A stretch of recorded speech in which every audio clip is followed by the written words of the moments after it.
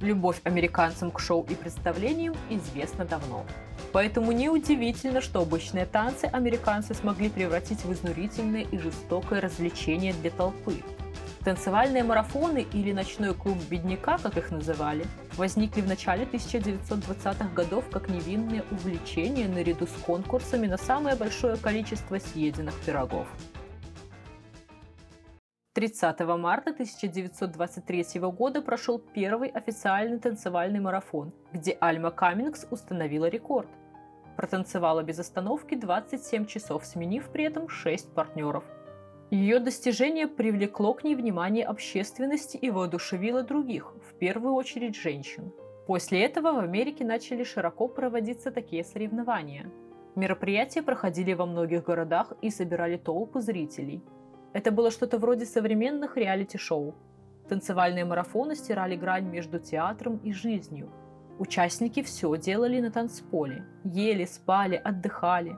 Отлучаться можно было лишь для того, чтобы поменять одежду или по соображениям гигиены.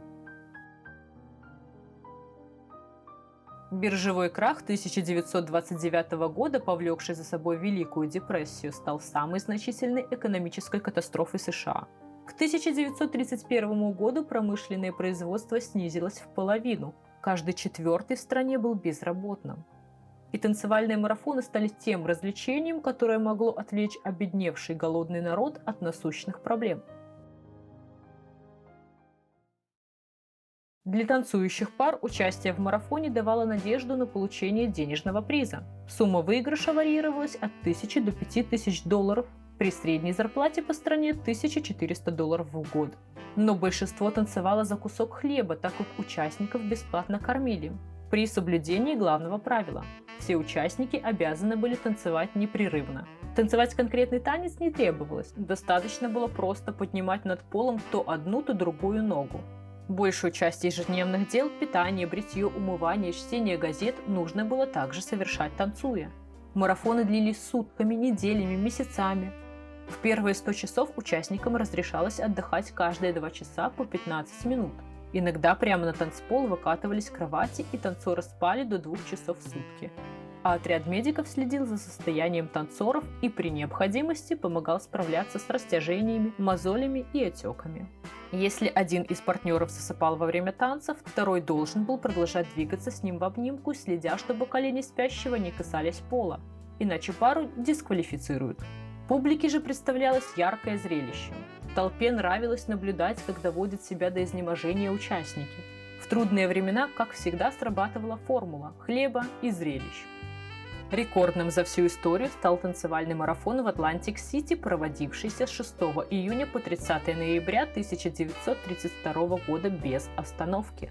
Пара, победившая, протанцевала без остановки 173 дня за приз в 1000 долларов. За вход на марафон для зрителей взималась символическая плата от 10 до 25 центов. Зрители обычно выбирали любимчиков и болели за них. В общем, атмосфера была как на футбольном матче. Танцевальные марафоны были таким же видом развлечения, как и мюзиклы. Они позволяли отвлечься от собственных забот. Вокруг марафонов кормилось множество людей. Врачи и медсестры, официанты, музыканты, вышибалы. Многие курсировали по всей стране от одного марафона к другому, обеспечивая таким образом свое существование. Одним из самых важных персон на марафоне был распорядитель. Его задачей было удерживать интерес зрителей к танцам на протяжении долгих часов. Для этого распорядитель придумывал какие-то задания для участников. Спеть песню или заставить падающих от усталости участников ходить по нарисованным линиям на полу. Часто на танцы нанимались подставные пары, которые во время марафона должны были устраивать драки, что снова же веселило публику. Однако мечта о лучшей жизни осуществлялась только для единиц. Для многих она заканчивалась не просто поражением, но и смертью прямо на танцполе. Много участников марафонов получили тяжелые физические травмы, не говоря о психологических. Измученные танцоры бессвязно бормотали, бредили и буквально сходили с ума на глазах зрителей. Все это, конечно, не могло не привлекать внимание полиции, но останавливать марафоны до объявления победителей власти не решались, опасаясь массовых беспорядков со стороны болельщиков.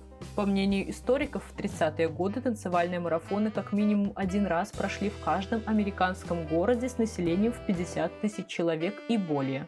И к концу 30-х все больше и больше штатов запрещало танцевальные марафоны, но лишь Вторая мировая война окончательно поставила точку в их истории.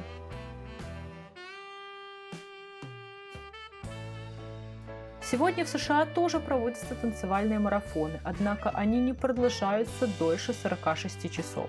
В основном их проводят при колледжах как благотворительную акцию и участвуют в них студенты.